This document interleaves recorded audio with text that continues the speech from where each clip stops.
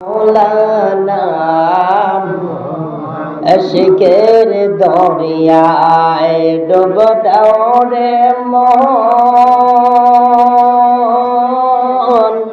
পাইবা নবীজির দিদার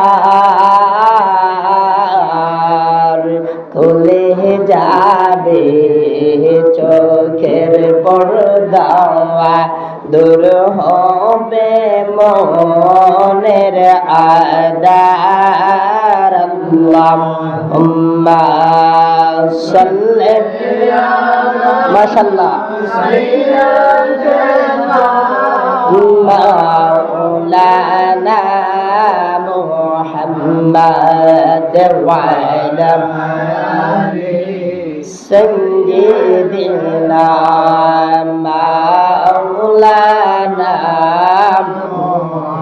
লা ইলাহা ইল্লাল্লাহ মাশাআল্লাহ লা ইলাহা ইল্লাল্লাহ ভালো লাগে লা ইলাহা ইল্লাল্লাহ হৃদয় ভরে লা ইলাহা ইল্লাল্লাহ লা ইলাহা ইল্লাল্লাহ তুমি আদম হাওয়া বানাইয়াও আল্লাহ দুনিয়াতে পাঠাইয়া আদম হাওয়া বানাইয়াও আল্লাহ দুনিয়াতে পাঠাইয়া 300 বছর পরে দোয়া কবুল 300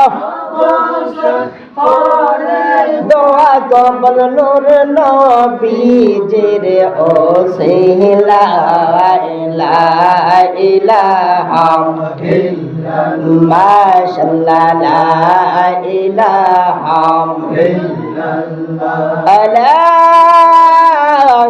ইলাহা ইল্লাল্লাহ মুহাম্মাদুর রাসূলুল্লাহ সাল্লাল্লাহু আলাইহি ওয়াসাল্লাম কুরাতাইনি বিকা রাসূলুল্লাহ আল্লাহ আল্লাহ আল্লাহ আল্লাহ আল্লাহ আল্লাহ আল্লাহ আল্লাহ আল্লাহ আল্লাহ আল্লাহ আল্লাহ আমার নবীর প্রেমে পাগল হইলে নবীর প্রেমে পাগল হইলে আল্লাহ তাআলা খুশি নবীর দরুদ পড়ো দিওয়ানে সে আল্লাহ আল্লাহ আল্লাহ আল্লাহ আমার নবীর প্রেমে পাগল হইলে আল্লাহ পাকের দিদার মিলে গো আল্লাহ আল্লাহ ডাকো যদি জজবাহালে ডাকো যদি ডাকো যদি জজবাহালে বাজাও নামের বাসি গো নবীর দরুদ পড়ো দিবানে সে আল্লাহ আল্লাহ আল্লাহ আমার নবীর প্রেমে যে হয় মাওয়া দাওয়াল তাহার সম্মান রয়েছে চিরকাল